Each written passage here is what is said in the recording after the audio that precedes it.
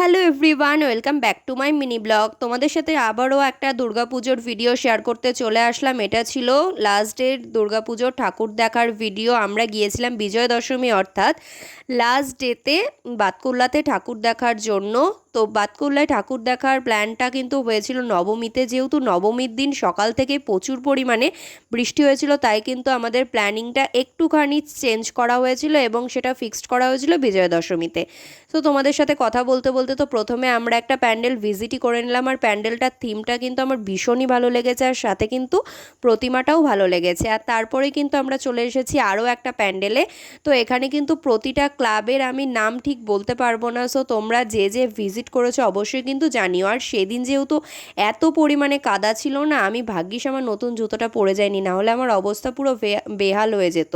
তো দেখতেই পেলে আমরা টোটোতে উঠে গেছি, যেহেতু আমরা টোটো করেই কিন্তু পুরো প্যান্ডেলটা ভিজিট করছিলাম। আর দিনটা বিজয়া দশমী হলে কি হবে, এই দিন তো আমার পুরো দেখে মনে হচ্ছিল যেন অষ্টমী রাতে আমরা গিয়েছিলাম বাতকুল্লাতে, এত পরিমাণে মানুষের ভিড়। তো তারপরে কিন্তু আমরা কথা বলতে বলতে আরও একটা ক্লাবে চলে গেছি, আর এই ক্লাবটা হচ্ছে বাতকুল্লার অনামি ক্লাব। তো এখানে করেছিল রোমের ভেনিস, যেটা কিন্তু ভীষণই সুন্দর হয়েছিল। আর এত চারিদিকে কাদা, তার সাথে মানুষের ভিড়, এখানে গিয়ে তো আমার পা পুরো একদম কাদার মধ্যে পড়ে গেছিলো। সো যাই হোক, ঠাকুর দেখার জন্য এটুকুনি কম্প্রোমাইজ তো করাই যায়।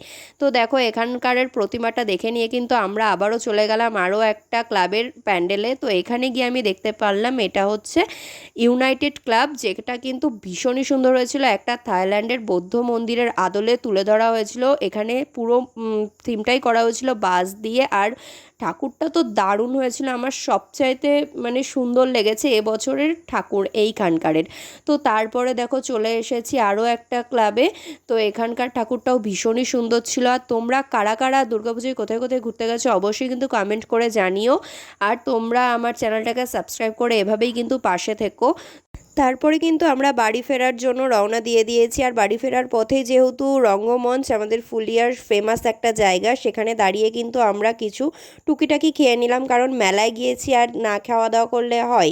আর এদিকে দেখো, এই বাচ্চাটাকে ঘিরে শুরু হয়ে গেছে এখানে অশান্তি। Sorry, জোকসা part. সো ভিডিওটা কেমন লাগলো জানিও, ভালো লাগলে লাইক, কমেন্ট, সাবস্ক্রাইব।